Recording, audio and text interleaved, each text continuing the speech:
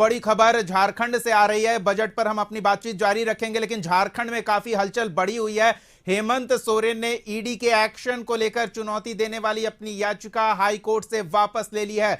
बड़ी खबर रांची से इस समय आ रही है। हमने आपको कल ही बताया था कि याचिका दाखिल की गई है और 10:30 बजे सुनवाई के लिए समय भी तय कर दिया गया है, लेकिन अब जानकारी मिल रही है कि कपिल सिब्बल ने चीफ जस्टिस ऑफ इंडिया के सामने इस मामले को रखा है। महाधिवक्ता ने याचिका वापस लेने का राज्य की तरफ से आग्रह किया गया है। इससे पहले याचिका पर हाई कोर्ट में संक्षिप्त सुनवाई भी हुई। हालांकि दूसरे पक्ष को मामले की सूचना नहीं दी गई थी, इसलिए कोर्ट ने मामले की सुनवाई को शुक्रवार तक के लिए टाल दिया था।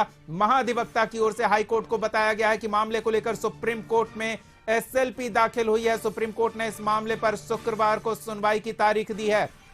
वरिष्ठ सहयोगी अनुराग ठाकुर हमारे साथ जुड़े हुए हैं। सीधे रांची का रुख करते हैं और उनसे जानते हैं, अनुराग, गहमा गहमी के बीच अब एक और ये बड़ी खबर कि ईडी के एक्शन को चुनौती जो हाईकोर्ट में पूर्व मुख्यमंत्री हेमंत सोरेन की ओर से दी गई थी, उसे वापस ले लिया गया है। अपडेट चाहेंगे आपसे। जी दीपक, बिल्कुल, कल जो याचिका दायर की गई थी हेमंत सोरेन के द्वारा, उसे वापस ले लिया गया है और कपिल सिब्बल ने कहा है कि वो direct chief justice of supreme court में अप्लाई करेंगे। और वहीं दूसरी ओर एक चीज हम ये भी बता दें कि ईडी ऑफिस के बाहर हलचल फिर बढ़ गई है और अभी 2 गाड़ियां, इनोवा गाड़ी अंदर घुसी है और कयास लगाए जा रहे हैं कि अब शायद मुख्यमंत्री को इस गेट से बाहर निकाला जाए। उन्हें कोर्ट ले जाने की तैयारी है। ईडी ऑफिस के बाहर सुरक्षा भी काफी बढ़ा दी गई है और हलचल तेज हो गई है। दोनों गाड़ियां अंदर, अभी 2 इनोवा गाड़ी अंदर घुसी है और इससे पहले कल्पना सोरेन यहां से निकल चुकी हैं। कल्पना सोरेन भी यहीं थी, पूर्व मुख्यमंत्री हेमंत सोरेन की पत्नी। और अगर हम कोर्ट की बात करें तो कोर्ट में भी सुरक्षा काफी बढ़ा दी गई है दीपक। इसके साथ ही तमाम विधायक, जो गठबंधन के विधायक है, वो गेस्ट हाउस में हैं और वहां पे बैठक चल रही है। दूसरी तरफ बीजेपी भी बैठक कर रही है। और एक चीज ये भी बताया जा रहा है कि तकरीबन 1 बजे के आसपास जो चार्टर्ड फ्लाइट है वो रांची के बिरसा मुंडा एयरपोर्ट पे लैंड करेगा और उसके बाद 35 विधायकों को लेकर यहां से वो फ्लाइट, वो चार्टर्ड प्लेन हैदराबाद के लिए उड़ेगा। और जब तक राज्यपाल के द्वारा समय नहीं दिया जाता है फ्लोर टेस्ट के लिए या फिर शपथ ग्रहण के लिए समय नहीं दिया जाता है, तब तक तमाम विधायक हैदराबाद में रहेंगे।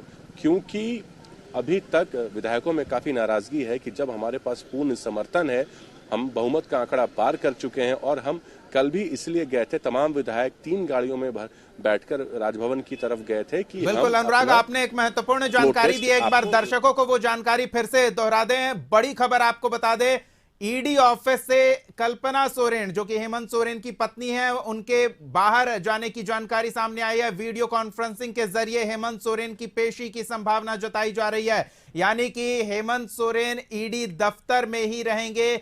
उन्हें कानूनी प्रक्रिया ऑनलाइन पूरी करवाई जाएगी। सत्ता पक्ष के विधायक इस बीच रांची के गेस्ट हाउस में जो मौजूद हैं, हमारे सहयोगी अनुराग ने जानकारी दी है कि चार्टर्ड प्लेन से वो हैदराबाद के लिए रवाना होने वाले हैं। बड़ी खबर इस समय की आपको बता रहे हैं, सभी विधायक राजभवन मार्च की तैयारी में हैं और राजभवन मार्च के बाद वो हैदराबाद जाएंगे या राजभवन मार्च के लिए अगर अनुमति नहीं मिलती है तो बिना मार्च के हैदराबाद जाएंगे। सीधे अनुराग का रुख करते हैं। अनुराग, कल्पना सोरेन तो ईडी दफ्तर से निकल गई हैं, लेकिन क्या हेमंत सोरेन को वाकई कोर्ट ले जाया जाएगा या ऑनलाइन ही पूरी प्रक्रिया की जाएगी? जी दीपक, अभी कुछ देर पहले ये संभावना जताई जा रही थी कि हो सकता है उन्हें ऑनलाइन वीडियो कॉन्फ्रेंसिंग के माध्यम से उनकी पेशी होगी, लेकिन अभी यहाँ पे हमने कुछ लोगों से बात की और जैसा अभी हमने देखा है कि 2 इनोवा गाड़ी ईडी ऑफिस के अंदर गई है और संभावना जताई जा रही है। बाहर जो सुरक्षा कर्मी है, हमने उनसे भी बातचीत की तो ऑफ द रिकॉर्ड लोगों ने बताया है कि संभावना है कि अब उस 2 गाड़ी से मुख्यमंत्री हेमंत सोरेन भी बाहर निकलेंगे। तो अब ये संभावना जताई जा रही है कि किसी भी वक्त मुख्यमंत्री यहां से निकल सकते हैं। चलिए, अगर वाकई मुख्यमंत्री हाईकोर्ट जाएंगे तो हाईकोर्ट में किस तरह की हलचल है, वहां सुरक्षा व्यवस्था को लेकर एक अनुमान लग सकता है। हम एक बार हाईकोर्ट का रुख कर लेते हैं। अनुराग, संदीप हमारे सहयोगी वहां मौजूद हैं। संदीप, हमारे सहयोगी अनुराग बता रहे हैं जो ईडी दफ्तर के बाहर मौजूद हैं, वहां 2 गाड़ियां पहुंची है और संभवतः उन गाड़ियों से मुख्यमंत्री को ईडी की टीम लेकर हाईकोर्ट पहुंचेगी। क्या यहां सुरक्षा में कुछ हलचल बढ़ी है जिससे अनुमान लगाया जा सके कि जल्द मुख्यमंत्री रहे हेमंत सोरेन को लाया जाएगा? जी, मैं एक बात स्पष्ट करना चाहूँगा कि अब जो मामला है मुख्यमंत्री की जो गिरफ्तारी है और पीएमएलए कोर्ट में गिरफ्तारी के बाद 24 घंटे के अंदर ईडी को पेश करना होगा हेमंत सोरेन को। और यह पीएमएलए कोर्ट जो है सिविल कोर्ट में अवस्थित है, जो कचहरी राजधानी रांची का जो सिविल कोर्ट है, पीएमएलए की अदालत इसी परिसर में है। और आप देख सकते हैं सुरक्षा सुबह से ही यहाँ पे बढ़ाई गई है और जो जानकारी मिल रही है उसके अनुसार 1 से 2 बजे के बीच में ईडी के अधिकारी हेमंत सोरेन को लेके ईडी की जो एके राय की अदालत है वहाँ पे, जो पीएमएलए की अदालत है वहाँ पे उनको प्रोड्यूस किया जाएगा। हालांकि देखा जाए तो 24 घंटे के अंदर में ही ईडी के जो अधिकारी हैं उनको जो नियम है 24 घंटे के अंतराल में उनको पेश करना है। और यदि बात करें तो आज ईडी के जो अधिकारी हैं कोर्ट में आवेदन भी कर सकते हैं रिमांड के लिए, ताकि आगे की पूछताछ हेमंत सोरेन के साथ हो सके। हालांकि यह कोर्ट पे निर्भर करता है कि रिमांड ईडी को मिलती है या नहीं। हालांकि यदि रिमांड मिलती है तो ईडी के जो अधिकारी हैं उनसे पूछताछ के लिए वो अपने ठिकानों पर ले जा सकते हैं, और यदि रिमांड नहीं मिलती है तो उनको न्यायिक हिरासत में भेजा जाएगा। जो कोर्ट परिसर है देख सकते हैं सुबह से ही जो गहमागहमी है वह चालू है, क्योंकि लगभग 1 से 2 बजे के बीच में जो जानकारी मिल रही है उसके अनुसार ईडी के जो अधिकारी हैं हेमंत सोरेन को लेके इसी ईडी जो पीएमएलए अदालत है वहां पे उनको प्रोड्यूस किया जाएगा। हालांकि उसके बाद ही यह स्पष्ट हो पाएगा कि क्या क्योंकि जो ईडी के अधिकारी हैं वे पीएमएलए की अदालत में अर्जी दाखिल कर सकते हैं रिमांड के लिए, और कोर्ट इस पर क्या फैसला लेती है वह जब कोर्ट में प्रोड्यूस किया जाएगा उसके बाद ही स्थिति स्पष्ट हो पाएगी। पर जो आज उन ईडी के जो अधिकारी हैं उनको किसी भी कीमत पर जो पूर्व मुख्यमंत्री रहे हैं हेमंत सोरेन उनको अदालत में पेश करना पड़ेगा, क्योंकि गिरफ्तारी के 24 घंटे के बाद अदालत में पेश करना अनिवार्य है। यही वजह है कि जो जानकारी मिल रही है उसके अनुसार चलिए, तो वहां दोनों पक्ष के वकील भी संभवतः पहुंच चुके होंगे, और अगर मुख्यमंत्री हेमंत सोरेन को 1 बजे के आसपास कोर्ट में प्रस्तुत करना होगा तो इधर ईडी दफ्तर में हलचल बढ़ रही है। एक बार अनुराग का रुख कर लेते हैं, उनसे जानते हैं क्या कुछ जानकारी मिल रही है। ये तस्वीरें हम आपको ईडी दफ्तर की दिखा रहे हैं। एक और ईडी दफ्तर में जो 2 गाड़ियां अंदर दाखिल हुई है, हमारे सहयोगी बता रहे थे कि इन्हीं गाड़ियों को बुलाया गया है जिससे हेमंत सोरेन को पीएमएलए कोर्ट में प्रस्तुत किया जाएगा। ईडी की टीम या तो उनके कस्टडी की मांग करेगी या फिर उन्हें न्यायिक हिरासत में भेजा जा सकता है। दोनों ही परिस्थितियों में हेमंत सोरेन के लिए मुश्किलें बढ़ती दिखेंगी। कल्पना सोरेन थोड़ी देर पहले ईडी दफ्तर से निकल चुकी हैं, हेमंत सोरेन की पत्नी कल्पना सोरेन। और इस बीच बड़ी खबर यह भी आपको बता दें कि जिन विधायकों ने समर्थन व्यक्त किया है वो राजभवन मार्च की तैयारी में है, लेकिन अगर राजभवन मार्च की अनुमति नहीं मिलती है या फिर राजभवन मार्च के लिए अनुमति मिल भी जाती है तो उसके बाद विशेष विमान से ये तमाम विधायक हैदराबाद के लिए रवाना होंगे। तो ये तस्वीरें लगातार हम आपको दिखा रहे हैं। एक बार फिर से कोर्ट परिसर का रुख करते हैं। इधर ईडी दफ्तर में हलचल बढ़ी हुई है संदीप, कोर्ट में भी पूरी तैयारी होगी।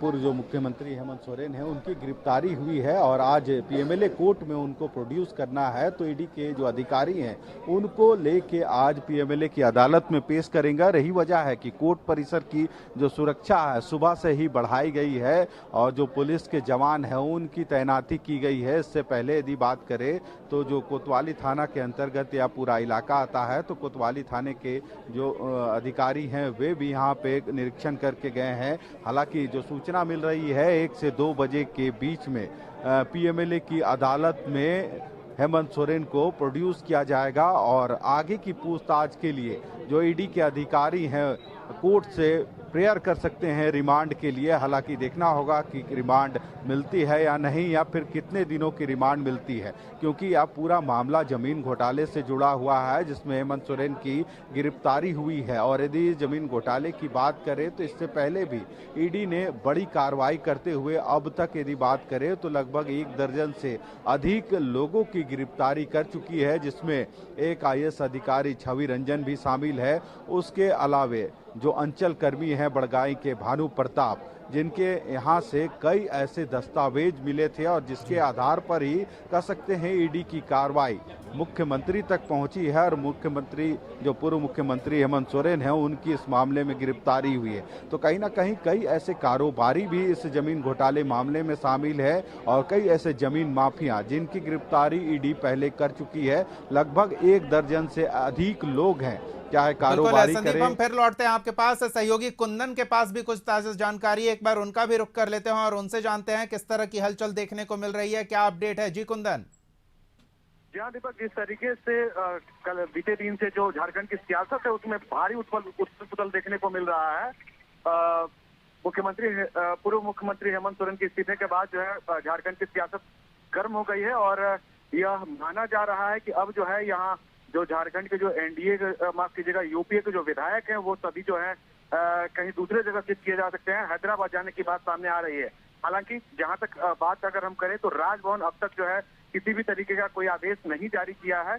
मतलब ये कह सकते हैं कि राज्यपाल जो है अभी इस पूरे प्रकरण में कोई पत्ता अपना अभी नहीं खोलते हुए दिखाई दे रहे हैं। लेकिन चलिए, तो कुंदन स्थिति पर नजर बनाए रखें। फिलहाल न मार्च की अनुमति मिली है राजभवन में समर्थन जताने के लिए विधायकों को और ना ही शपथ ग्रहण का आमंत्रण आया है। तो झारखंड में काफी गहमा गहमी है। इससे जुड़ी अपडेट हम लगातार आप तक पहुंचाते रहेंगे। संदीप धन्यवाद, अनुराग आपका भी धन्यवाद। हम अपडेट आपसे लेते रहेंगे।